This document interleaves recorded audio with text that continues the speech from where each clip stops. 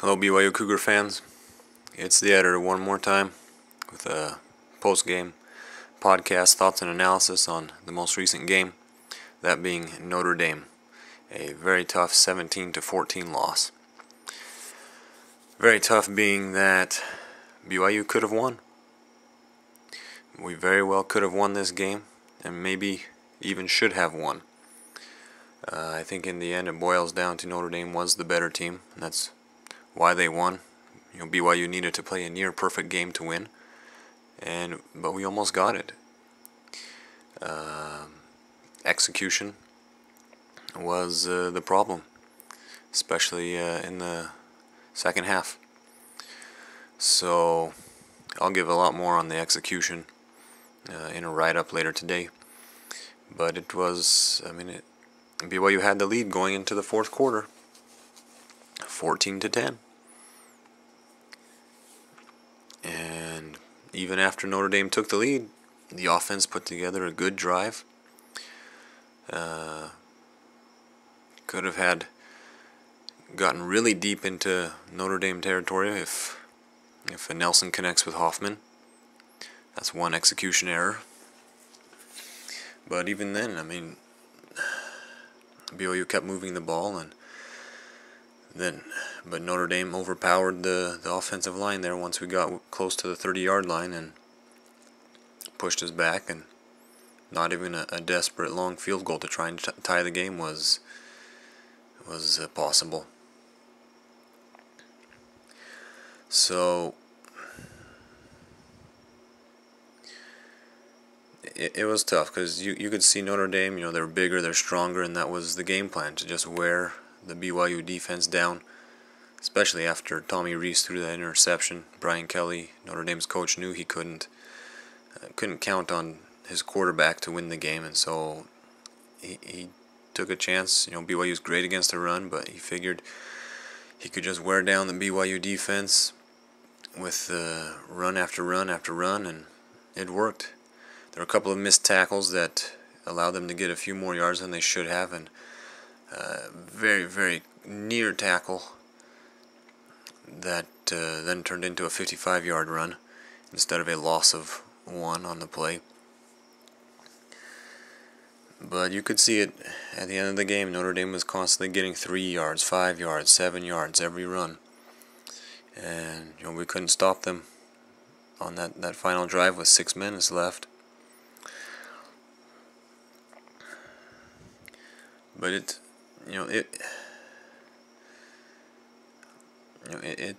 tough because BYU, we did what we had to with the personnel that we have. If Riley Nelson was more of a complete quarterback who could throw the ball better, we wouldn't have to rely on long drives where we have to execute every play. We can't make very many mistakes, but we had to use a short passing game, and Nelson, he played pretty well. He didn't make any real stupid plays. His one interception before the very last minute of the game, his one interception should have been a better throw. It was behind the receiver. Even if it hadn't been tipped up, it might have been intercepted. But even then, that didn't kill us. We came back. We took a 14-7 lead. Maybe we could have gotten a field goal or even a touchdown there, because if he throws it out in front of Friel, Friel's got some room to run. I don't know how quick Manti Te'o could have closed in on Friel to make the tackle, but there was some space there, probably at least a 10-yard gain.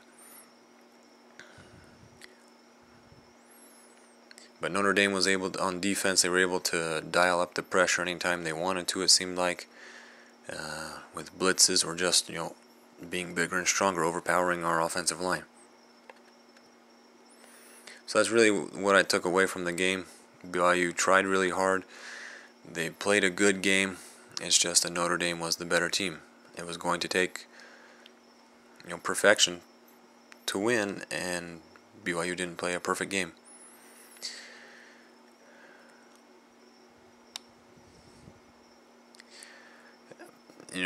But I'm not trying to make up any moral victories for the team. I mean, we saw lots of nice things. Jamal Williams, he is legit. I mean, this 17-year-old took on the Notre Dame defense, played pretty well. Had over 60 yards rushing.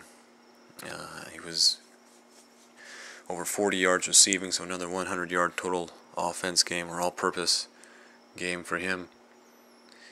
And so we can expect exciting things from him in the future. And Cody Hoffman, if the rumors are true that he's definitely coming back next year, that's great, because once again he proved, he is uncoverable. He's the real deal. He's everything. I mean, he's our best player on offense, and we got to take advantage of him more.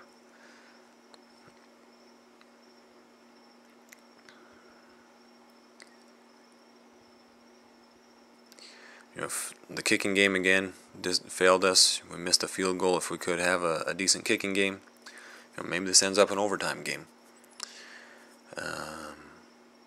And then, who knows what happens in overtime.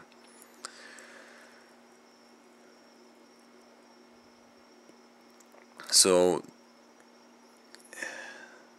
again, I'm not looking for moral victories. I'm tired of moral victories.